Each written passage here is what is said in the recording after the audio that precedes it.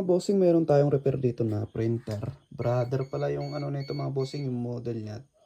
T420W mga bossing. At ang una palang problema nito ay ano, yung kulay yellow niya. Hindi na makuha sa deep clean, hindi na makuha sa ano, sa paglilinis dito. Ano siya, kulang yung kanyang ano, yung kulay dito sa yellow. Merong dalawang guhit lang nung nag-flashing tayo, so papalitan natin ng ano yan, print head. Then inabot tayo ng kamalasan at naging no power siya.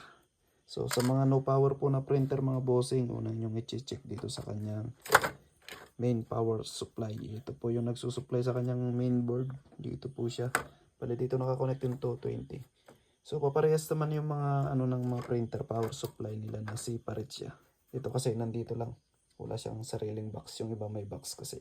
Ito mga bossing, testerin nyo yung output niya kung may lumalabas. Kung wala, ibig sabihin may sira sa power supply. At meron naman naka-indicate dyan mga bossing kung ilan yung output niyan. Yung kada wire na yan mga bossing. Yung nakalagay po dyan. Testerin nyo mga boss. Kung may voltahe kayong nakukuha, ibig sabihin na may problema dito. Kaya no power siya. Dahil yung ano na ito mga bossing, wala siyang output. Chinik natin mismo itong kanyang power supply.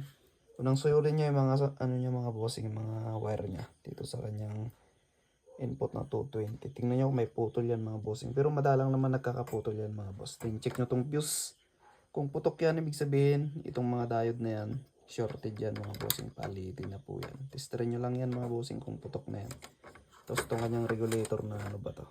Yung shorted ng mga yan, puputok tong main fuse. Pero pag wala siyang ano, hindi siya pumutok at wala siyang output. Check nyo lang itong mga bossing, itong dalawang diode na yan. Nandito yung Zener diode na tinanggal natin. Nakaprotect na po siya. Pinoprotect ni ano, ni tawag nito, optocoupler. Nadedetect niya na mayroong shorted dito sa secondary. Kaya nagkukuman siya dito sa primary na. Huwag nang mag-supply dun. Kaya ito yung sira mga bossing. Papalitan natin yan. Ito natin ng multi-tester. Magbabuzzer to pag shorted dito mga boss.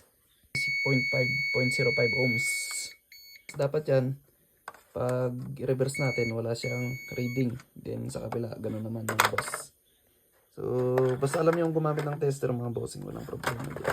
Mas madali nyo matutroubleshoot yung mga problema ng mga repair natin mga bossing. Ito mga boss, update dun sa pinalit nating diode. Wala.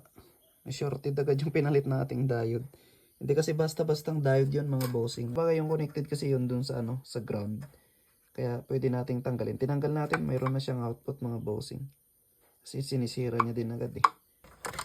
Multi-tester natin sa DC. DC ano mga bossing. Then dito, voltage checking tayo. Ito no, mayroong 32 volts. Yun. Then baliktarin natin. Baliktarin lang natin. Dapat negative 32 yan. Yan, baliktad na siya. O, di ba? Nag-negative 32. Okay na to mga bossing. Oh. So, ganun lang gawin nyo mga bossing. Kahit tanggalin nyo yung kanyang no, Zener diode. Okay lang mga bossing. Pero mas maganda may pamalit kayo. Ilang mga bossing, share lang natin to para makatulong sa mga kagaya nating baguhan na nagre-repair pa lang mga bossing. So, ito madaling trouble lang naman ng ano to. Ng mga ganitong appliances. Yun lang mga bossing. Ride safe. Peace out.